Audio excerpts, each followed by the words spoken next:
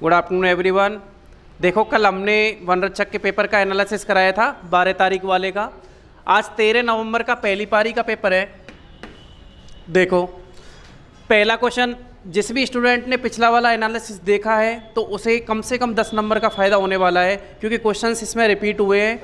पिछले वाले पेपरों से इसमें पेपर जो क्वेश्चंस हैं वो रिपीट हुए हैं। कल भी ऐसा सवाल आया था, आज भी ऐसा आया है, मैथ्स के अंदर भी, जीके के अंदर भी और साइंस के अंदर भी लगभग क्वेश्चन रिपीट हुए हैं। देखो कल ऐसा क्वेश्चन आया था कि दो संख्याओं का अनुपात 7 और 11 है और उनका एलसीएम इतना है। कल मैंने आपको लिखाया था ये कि एलसीएम इंटू एचसीएफ बराबर पहली संख्या इंटू दूसरी संख्या। ये वाला फॉर्मूला कल हमने लिखा करके छोड़ा था, ठीक है।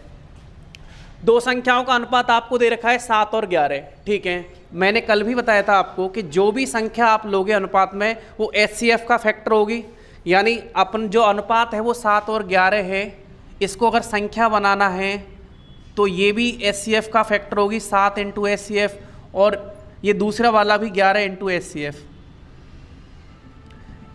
का फैक्टर होगी। अब ये वैल्यूज मैं यहाँ पर पुट कर देता हूँ ये फॉर्मूले में। देखो एलसीएम कितना दे रखा है 154 154 इंटू एचसीएफ बराबर पहली संख्या की जगह पे लिखोगे 7 इंटू एचसीएफ और दूसरी संख्या की जगह पे लिखोगे मल्टीप्लाई बाई 11 इंटू एचसीएफ।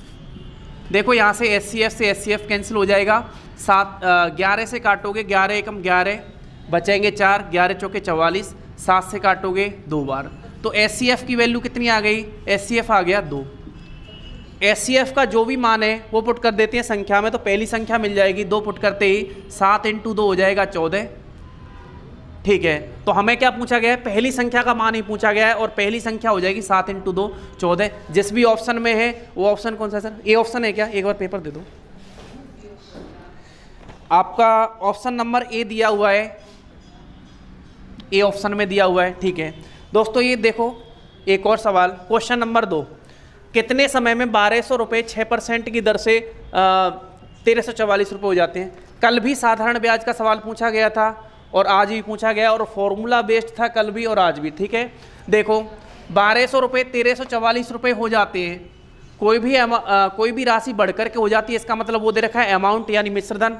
आपके पास मिश्रधन दे रखा है 1300, मिश्रधन दे रखा है 1344, ठीक है। और 1200 रुपये है वो क्या है, मूलधन। मूलधन है 1200, तो ब्याज कितनी आ जाएगी, ये आ जाएगी 144। मिश्रधन में से मूलधन घटाएंगे तो ब्याज आ जाएगी। और फिर फॉर्मूला कल भी हमने लिखा था एसआई बराबर PRT अपॉन 100, ठीक है। तो ब्याज एसआई दे रखी है 144, पी का मान दे रखा है 1200, आर का मान आपको कितना दे रखा है 6%, टी का मान पूछा गया है बटे में 100, 2 जीरो से 2 जीरो, 12 से 144 12 बार कटता है, 6 से काटेंगे 2 बार और टी बराबर 2 ईयर। जिस भी ऑप्शन में है वही आंसर है, ठीक है। तो आपका ऑप्शन नंबर ए ही इसमें आंसर है। तो ये दोनों क्वेश्चन कल भी आए थे, सेम टू सेम पैटर्न पे आज भी रिपीट हुए हैं, केवल डाटा चेंज है। तीसरा वाला क्वेश्चन देखो एलजेब्रा का, ये थोड़ा नया क्वेश्चन है पर इसमें है कुछ नहीं। यदि x प्लस 1/x बराबर a है तो यहाँ से हम इसका स्क्वायर करते हैं, तो x square plus 1/x square बराबर होता है a स्क्वायर माइनस 2। बस इसी से आपका आंसर निकल आएगा। यहाँ पर दे रखा है देखो x प्लस 1/x बराबर 2, अगर आप स्क्वायर पे जाओगे a की जगह पे यहाँ पर दे रखा है 2, तो x square plus 1/x square आ जाएगा, a स्क्वायर मतलब 2 का स्क्वायर होता है 4 माइनस 2 और 2 आंसर हो जाएगा। ऑप्शन नंबर आपका दे रखा है सी ऑप्शन में ये आंसर है। इस सवाल में भी कुछ नहीं था दोस्तों, एक बार फिर से देखते हैं। जब भी ऐसा सवाल आए x प्लस 1/x बराबर a है तो x square plus 1/x square होता है a square minus 2 a plus b के होल स्क्वायर से खोलते हैं। तो यहाँ पर एक्चुअल में ये तो फॉर्मेट है। अब यहाँ पर a की जगह पे दे रखा है 2, तो ये हो जाएगा 2 का स्क्वायर माइनस 2, 2 का स्क्वायर होता है 4, 4 माइनस 2 और 2 आंसर आ जाएगा option number C. Question number ये 3 के सॉल्यूशन लिखे हुए हैं। क्वेश्चन नंबर 4 का करवाते हैं। क्वेश्चन नंबर 4 का देखते हैं, मैं ऊपर सॉल्यूशन करवा देता हूँ। क्वेश्चन नंबर 4 का सॉल्यूशन देखो, इसने बोला है कि अरिहंत सिंह के 3 बच्चों की औसत आयु 12 वर्ष है। जब भी आपको औसत का सवाल दे रखा है तो उसको आप कुल बनाने की कोशिश करो। 3 बच्चे हैं, औसत आयु अगर 12 है 3 की औसत 12 है, 12 वर्ष है, तो कुल कितनी हो जाएगी बताओ? 12 इंटू 3 यानी 36 वर्ष। ठीक है। और उनकी आयु का अनुपात 3:4:5 है। अनुपातों को कैसे सॉल्व करते हैं? कुल के नीचे कुल 36, कुल के नीचे कुल रखोगे तो 4 और 5 9, 9 और 3 12। अगर एक यूनिट का मान निकालना है तो 12 3 36। अब देखो उसके सबसे छोटे और सबसे बड़े बच्चे की औसत आयु क्या होगी यदि उसके केवल 3 बच्चे हैं। बेटा सबसे छोटा वाला कौन सा है? 3 4 5 में सबसे छोटा वाला है 3 और सबसे बड़ा वाला है 5। 3 और 5 कितना हो गया बताओ? 8। और इन दोनों का औसत निकालोगे तो कितना आ जाएगा? 4।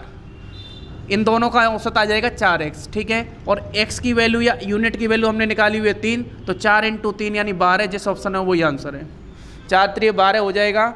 ऑप्शन नंबर आपका दे रखा है डी और डी वाला आंसर हो जाएगा। ठीक है। अगला क्वेश्चन नंबर 5 करते हैं। अगला क्वेश्चन है क्वेश्चन नंबर 5। समबाहु त्रिभुज का क्षेत्रफल और ऊंचाई। देखो समबाहु त्रिभुज क्या होता है? जिसकी तीनों भुजाएं बराबर हों, तीनों कोण बराबर हों। हमने क्लास में जब पढ़ा था तो यही बात पढ़ी थी क्या? ऐसा कोई भी त्रिभुज जिसकी तीनों भुजाएं बराबर हैं और जिसके तीनों कोण बराबर हैं, यानी प्रत्येक कोण कितना होता है? 60 डिग्री का समबाहु त्रिभुज के अंदर। अब इसमें दो बात हमने और पढ़ी थी। एक तो समबाहु त्रिभुज की ऊंचाई क्या होती है। अगर समबाहु त्रिभुज की ऊंचाई की बात करें, हमने लिखी थी समबाहु त्रिभुज की जो ऊंचाई होती है, समबाहु त्रिभुज में जो ऊंचाई होती है वो होती है √3/2 इंटू साइड, √3/2 इंटू भुजा। और इसका जो क्षेत्रफल होता है, समबाहु त्रिभुज का जो क्षेत्रफल होता है वो होता है √3/4 इंटू भुजा स्क्वायर यानी साइड स्क्वायर। अब देखो इसने क्या बोला है कि समबाहु त्रिभुज का जो क्षेत्रफल है वो तो है a, यानी जो क्षेत्रफल है ये तो है a और जो ऊंचाई है वो है b, और आपको a/b², यानी आपको क्या करना है? ऊंचाई का स्क्वायर करके भाग लगाना है। तो √3/4 में ऊंचाई होती है √3/2 इंटू साइड, इसका वर्ग करना है, यानी इसी को 2 बार लिख दो आप, √3/2 इंटू साइड। समझ गए? स्क्वायर करने का मतलब होता है संख्या को 2 बार गुणा करना। अब यहाँ से देखो 2 दूने 4, 4 से कट गया 4, इस √3 से √3 कट गया, इस साइड से एक बार साइड कट गई और साइड से साइड। आपका जो आंसर आ जाएगा वो आ जाएगा, ऊपर तो बचेगा 1 और नीचे बचेगा √3। 1/√3 जिस ऑप्शन में वही आंसर है। केवल ऊंचाई में आपको जो इसका क्षेत्रफल है उसमें ऊंचाई के स्क्वायर से भाग लगाना था, आपका आंसर आ जाएगा और ऑप्शन नंबर हो जाएगा बी। ऑप्शन नंबर बी ठीक है। अगला वाला क्वेश्चन देखो, दी गई आकृति में O वृत्त का केंद्र कोण CBD याद करो। देखो हम कल पढ़ रहे थे किसी भी वृत्त किसी समान चाप द्वारा केंद्र पर बना कोण परिधि पे बने कोण का डबल होता है। ठीक है क्या? अगर केंद्र पे 100 डिग्री है तो परिधि पे कितना हो जाएगा बताओ? 50 डिग्री। ठीक है। और अगर ये 50 किसी भी वृत्त पर स्थित बिंदुओं के आमने सामने के कोणों का योग 180 डिग्री होता है, यानी अगर ये 50 डिग्री है तो ये कितना हो जाएगा बताओ? ये हो जाएगा 130 डिग्री। तो एक सरल रेखा पे बने हुए कोणों का योग होता है 180 डिग्री। अगर ये 130 है तो ये बचा हुआ कितना आ जाएगा? 50 डिग्री। या फिर आप ऐसे सोच सकते हो कि किसी भी एकांतर खंड में जीवा द्वारा बना एकांतर खंड में बना कोण और जीवा और स्पर्श रेखा के मध्य बने कोण के बराबर होता है। तो आप यहाँ से भी सोच सकते थे और आप यहाँ से भी सोच सकते थे कि अगर ये 100 है तो ये परिधि पे बना हुआ हो जाएगा 50, ये 50 है तो आमने सामने के 130, ये 130 है तो सरल रेखा पर 180 बनता है, 130 तो ये हो गया। तो ये रिमेनिंग कोण ये CBD ये पूछा गया था और ये आ जाएगा 130 में 50 जोड़ोगे तो पूरा 180 हो जाएगा। ऑप्शन नंबर है डी ऑप्शन इसका आंसर है। अगला क्वेश्चन, 16 व्यक्ति 6 दिनों में 1/5 खेत काट देते हैं। आपको पता है M1 D1 बटे में W1 बराबर M2 D2 W2। यहाँ देखना M4 मेन कितने व्यक्ति हैं? 16। कितने दिन है भाई? 6 दिन। तो D4 डेज कितना कार्य कर रहे हैं? 1/5। अब दूसरे में क्या पूछा है? 8 दिनों में, तो डेज की वैल्यू दे रखी है 8 और व्यक्तियों की पूछी है M2 पूछा गया है और W2। अच्छा एक बात बताओ, 1/5 भाग हो गया तो बचा कितना? 5 में से 1 गया तो कितना 4, 4/5 भाग शेष है क्या। शेष वाला काम निकालने के लिए देखो 5 से कट गया 5, 4 से काटोगे 4 दूने 8, 2 से काटोगे 3 बार 16 तिये 48। आपको जरूरत पड़ेगी M2 बराबर 48। और ये ऑप्शन नंबर कौन सा दे रखा है आपको, क्वेश्चन नंबर 7 में बी ऑप्शन में दिया हुआ है 48। ऑप्शन नंबर बी हो जाएगा, इसमें दिया हुआ है 48। ठीक है, अब अगला क्वेश्चन 8वां करते हैं। 8वां क्वेश्चन करने के लिए मैं थोड़ा सा ऊपर मिटा लेता हूं, इस वाले क्वेश्चन को मिटा देता हूं।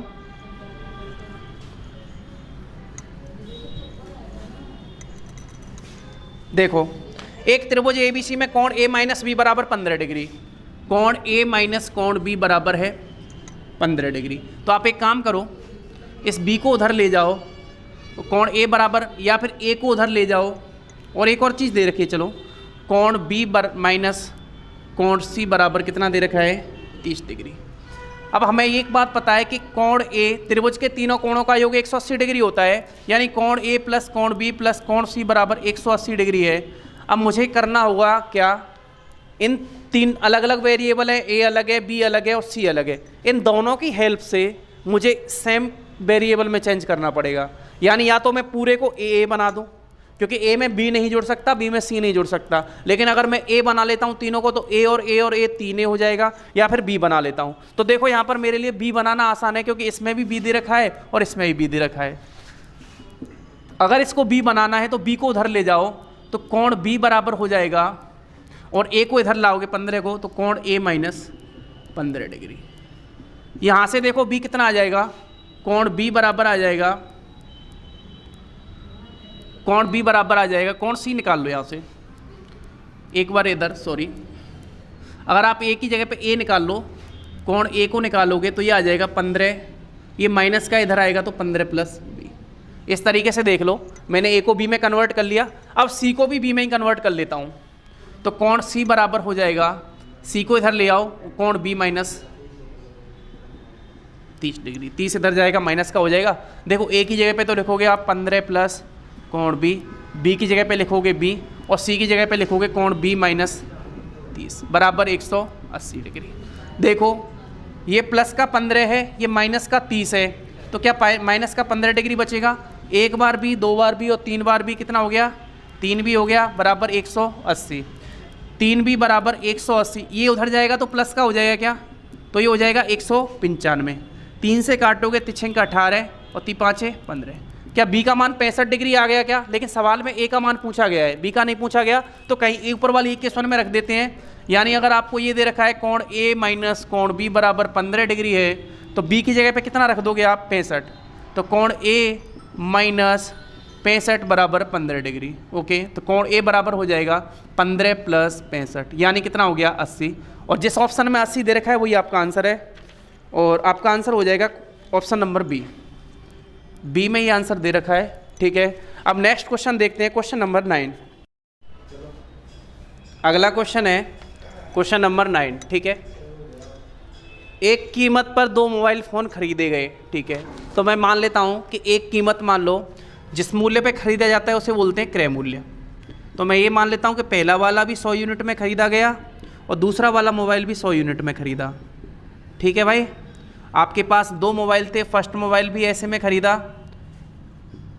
और सेकंड मोबाइल जो आपने खरीदा, क्योंकि उसने बोला है समान क्रय मूल्य पर। ठीक है, को फोन एक को 30% लाभ पर बेच दिया गया।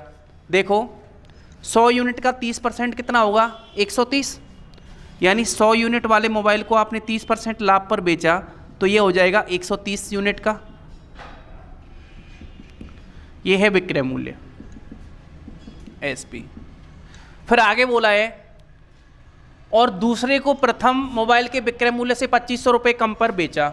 यानी ये दूसरा वाला मोबाइल है जो 100 यूनिट वाला है, इसको पहले वाले को जितने में बेचा उससे, यानी 130 यूनिट से कितने कम में बेचा है, 2500 रुपये कम में बेचा।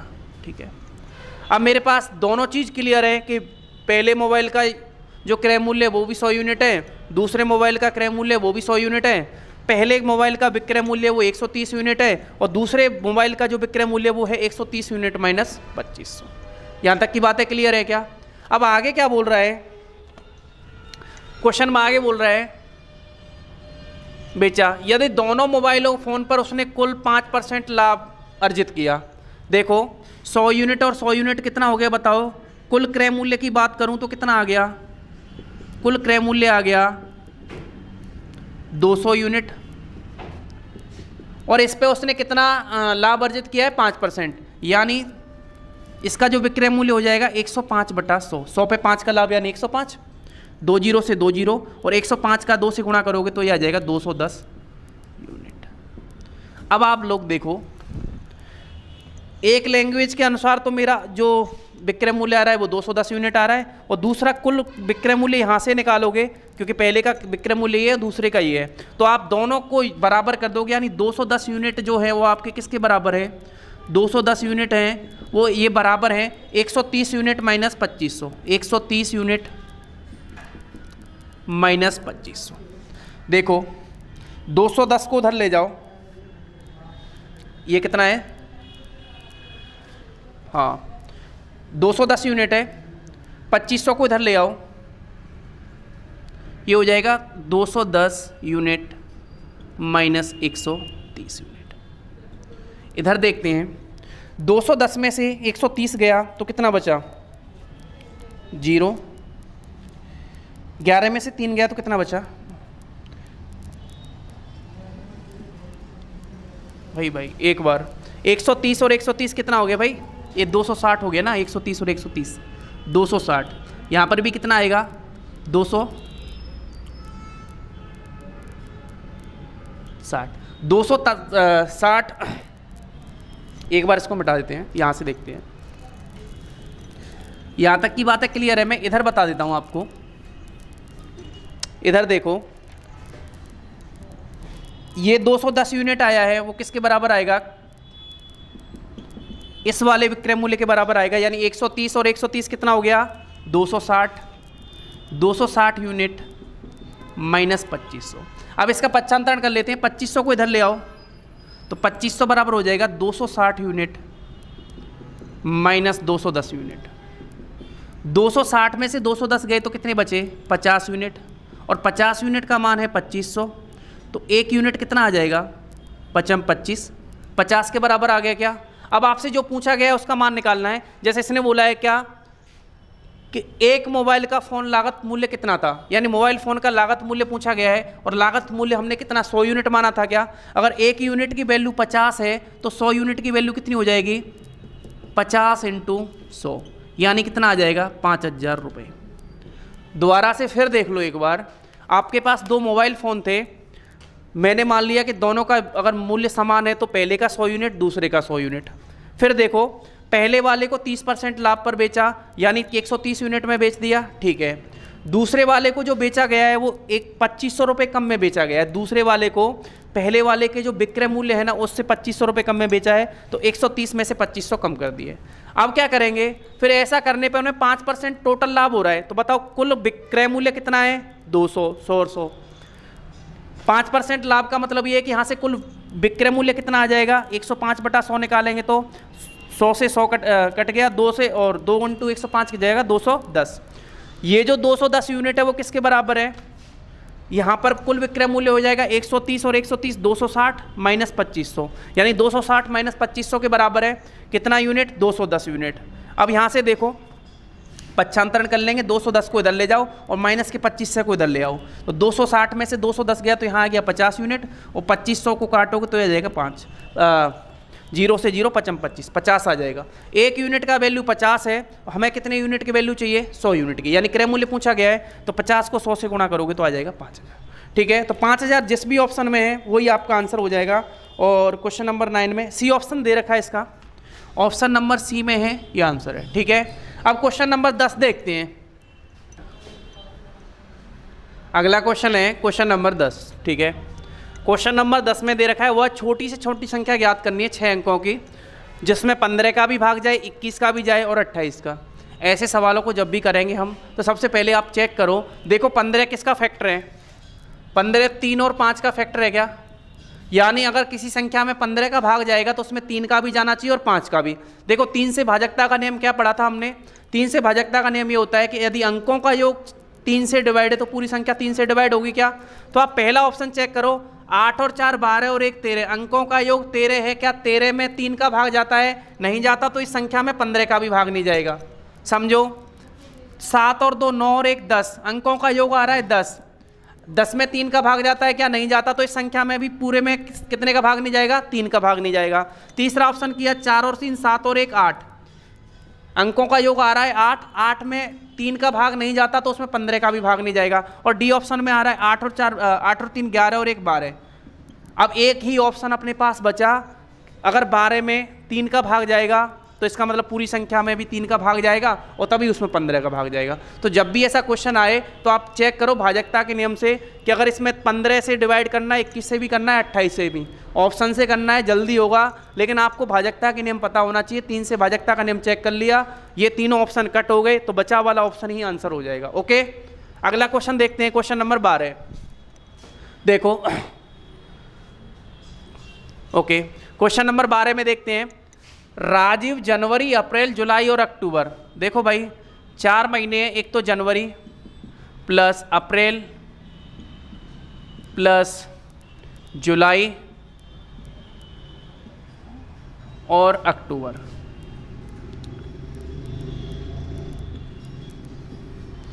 ये 4 महीने में बचे हुए महीनों के औसत वेतन से 600 रुपये प्रति माह का 3/2 कमाता है। ठीक है, अगर ये 4 महीने हैं,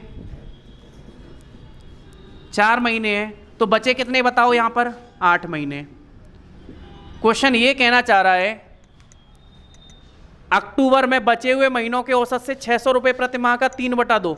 देखो भाई ये 8 महीने में तो 600 रुपये प्रति माह कमाते हैं, और इन ये जो 4 महीने हैं उनमें 600 का 3/2 कमाते हैं। 2 से काटोगे 3 बार और 3 हो जाएगा 900। यानी अगर ये 8 महीने में 600 रुपये कमाते हैं औसतन, तो 4 महीने में कितने कमा रहे हैं? 4 महीने में हर महीने औसतन 900 रुपये कमा रहे हैं। ठीक है, तो ये यहाँ से आप निकाल सकते हो कुल आय। सबसे पहले कुल आय निकालेंगे। 900 रुपये 4 महीने तक 900 रुपये कमाएंगे तो कुल हो जाएगा 900 × 4, यानी कितना हो गया? इन 4 महीनों में कमाई हो रही है वो हो रही है 3600 रुपये, और इन 8 महीनों में जो कमा रहा है वो आय कितनी आ रही है बताओ? यहाँ से आ रही है 8 सिक्के 4800 रुपये। ओके, ये बचे हुए महीने हैं। अब आगे पढ़ते हैं सवाल को। उसकी जनवरी यानी यही महीना जनवरी, अप्रैल, जुलाई और अक्टूबर की बचत। अब यहाँ जो बात होगी वो होगी बचत की। बचत कैसे दे रखी है? बचे हुए महीनों की बचत 400 रुपये प्रति महीने का, यानी बचे महीने की बचत तो है 400 रुपये प्रति माह औसतन, एक महीने की 400, और इसका कितना दे रखा है? 5/4, यानी इसकी जो बचत है वो 5/4 है 400 की। 4 से काटेंगे ये आ जाएगा 500। एक महीने में अगर वो 500 रुपये बचाता है तो 4 महीने में कितने बचाएगा बताओ? तो यहाँ पे बचत आ जाएगी 500 × 4, यानी 2000 रुपये बचाएगा, ये बचत आ जाएगी। और यहाँ पर 8 महीने में, एक महीने में अगर 400 रुपये बचा रहा है तो कुल बचत आ जाएगी 400 × 8, यानी 3200 रुपये। देखो, कोई व्यक्ति कमाता है तो या तो उसमें से खर्च करता है, और जो खर्च हो जाते हैं उसके बाद वो जो बचता है उसे बचत बोलते हैं। या फिर अगर उसने कमाया, कुल आय उसकी मान लो 3600 रुपये थी और उसमें से 2000 रुपये बचाए, तो खर्च कितना कर दिया बताओ? इन 4 महीने की बात की जाए, 4 महीने की बात की जाए, 4 महीने में बचत कुल कमाया 3600, बचाया 2000, तो खर्च कितना किया? ये हो जाएगा 3600 - 2000, 006, 1600 रुपये। अगले 8 महीने की बात करें, उसने कितने रुपए कमाए? 4800 रुपये, और खर्च कितने कर दिए? बचाए कितने? 3200। 4800 रुपये कमाए, उसमें से बचत है 3200, तो यहाँ पर जो खर्चा है वो कितना आ जाएगा बताओ? ये आ जाएगा, ये भी 1600 रुपये। तो कुल खर्च कितना आ गया बताओ? कुल खर्च आ गया 1600 रुपये, तो ये 4 महीने में, और बचे हुए 8 महीने में भी 1600 रुपये खर्च करता है, तो कुल खर्च आ गया 3200। अब इसका निकालना है आपको औसत। औसत यानी 12 महीने का हो गया क्या? पूरे वर्ष में 12 महीने होते हैं, 8 महीने और 4 महीने। 12 से भाग लगाओगे, 12 दूने 24, बचे कितने? 8, 12 सत्ते 14, 12 छिक्के 72, बचे 8, 12 छिक्के 72, 266.66 ऐसे चलता जाएगा। जिस भी ऑप्शन में ये आंसर है वही आंसर हो जाएगा। ठीक है क्या? तो ऑप्शन नंबर आपका इसमें हो जाएगा, ऑप्शन नंबर हो जाएगा डी। ठीक है, अगला वाला क्वेश्चन देखते हैं, क्वेश्चन नंबर 12। देखो नेक्स्ट क्वेश्चन है आपके ट्रेन वाला, कल वाली शिफ्ट में भी पूछा गया था, आज भी पूछा गया है। देखो इसका कॉन्सेप्ट हमने कल भी डिस्कस किया था, कल वाले पेपर में भी डिस्कस किया था कि जब भी कोई ट्रेन किसी खंबे को पार करती है इसका मतलब खुद की लंबाई को पार कर रही है, लेकिन अगर कोई ट्रेन है वो किसी पुल को पार कर रही है या प्लेटफॉर्म को पार कर रही है तो इसका मतलब ये है कि वो खुद की लंबाई प्लस प्लेटफॉर्म की लंबाई को पार कर रही है। ठीक है क्या?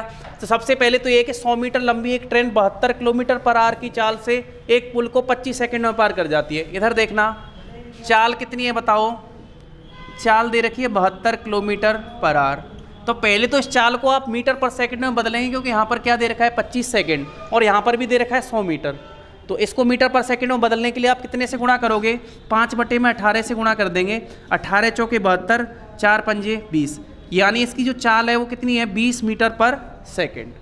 अब देखो जो दूरी वो तय करेगी उसमें वो क्या क्या पार करेगी, एक तो खुद की लंबाई को पार करेगी और एक प्लेटफॉर्म की लंबाई को पार करेगी, या जो पुल दे रखा है उसकी लंबाई को पार करेगी। तो दूरी का फॉर्मूला होता है, दूरी बराबर होता है चाल इंटू समय। चाल है 20 मीटर पर सेकंड और जो समय दे रखा है वो कितना दे रखा है 25 सेकंड।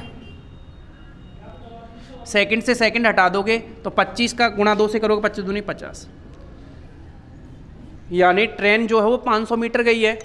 500 मीटर में वो क्या की है, एक तो इस प्लेटफॉर्म को पार करी है, पुल को पार करी है, और एक खुद की लंबाई को ऐसे करके ये ट्रेन यहाँ पर आकर के खड़ी हो गई। ठीक है, तो ये टोटल जो लंबाई है वो कितनी है बताओ 500 मीटर। ये जो दूरी है उसके द्वारा चली गई ट्रेन, पुल को पार कर गई और इसको खुद की लंबाई को पार कर गई। अब लेकिन ट्रेन की लंबाई तो इसने दी गई है, ट्रेन कितनी है बताओ 100 मीटर की। अगर ये लंबाई 500 में से 100 मीटर है, यहाँ से यहाँ तक 100 मीटर है, तो 500 में से 100 ये, तो बची हुई पुल की लंबाई कितनी होगी बताओ 400 मीटर। और जिस भी ऑप्शन में 400 मीटर दिया गया वही आपका आंसर है।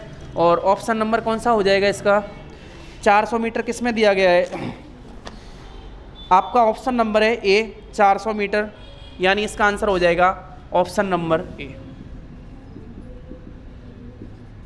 ठीक है, टोटल लंबाई में से ट्रेन की लंबाई घटा दो तो पुल की लंबाई बच जाएगी 400 मीटर। अगला सवाल देखो, ज्योमेट्री का सवाल है। ये 40 डिग्री है और ये 40 डिग्री है, एक सरल रेखा पर बने हुए कोणों का योग कितना होता है 180 डिग्री।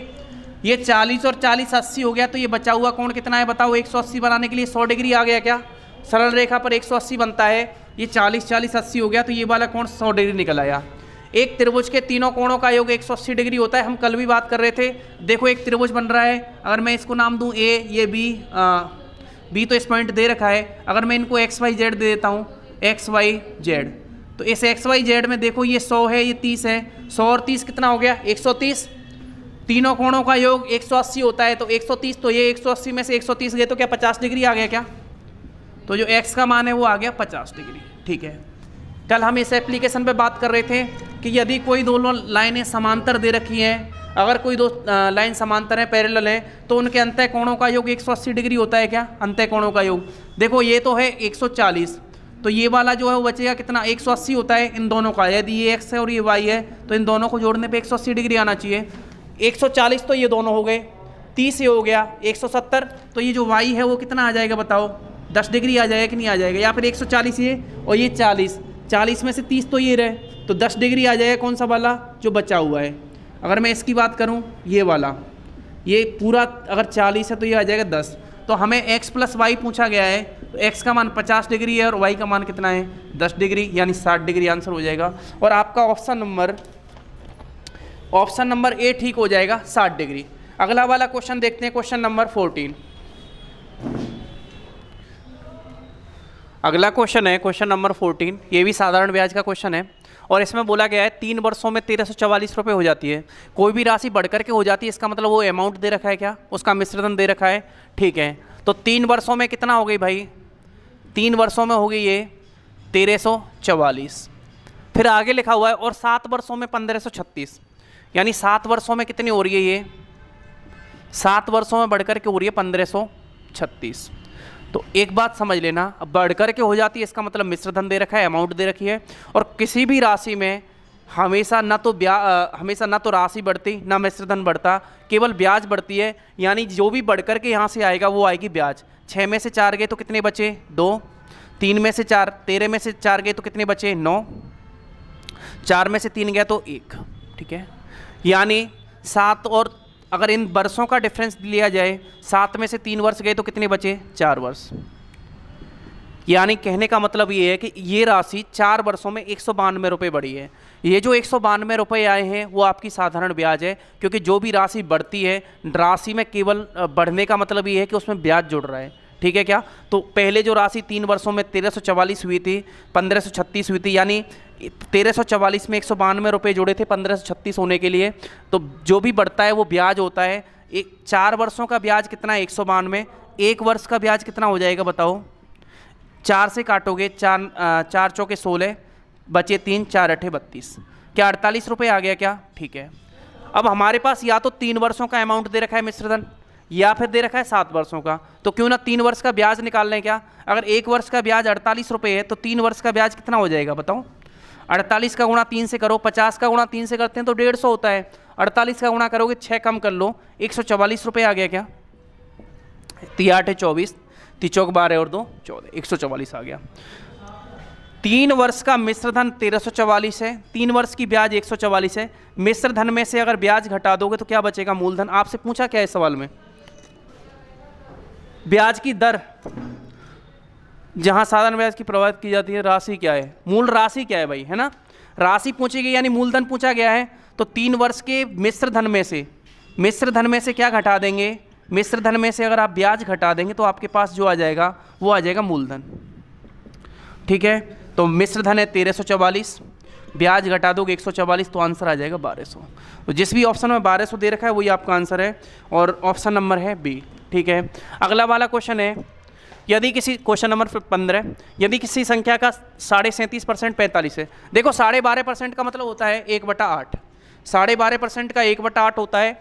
अगर इसका 3 गुना करोगे तो 37.5% आएगा, यानी 3/8 का मान कितना दे रखा है सवाल के अंदर? वो दे रखा है 45, और 87.5% होता है 7/8। 1/8 होता है 12.5%, 12.5% का 8 गुना होता है 12 7 84, यानी 87.5%, यानी 7/8 का मान पूछा गया है। 8 से 8 कट जाएगा, 3 से काटेंगे 15 बार, 15 7 105, जिस ऑप्शन में वही आंसर हो जाएगा। और ऑप्शन नंबर दे रखा है सी ऑप्शन आंसर है भाई।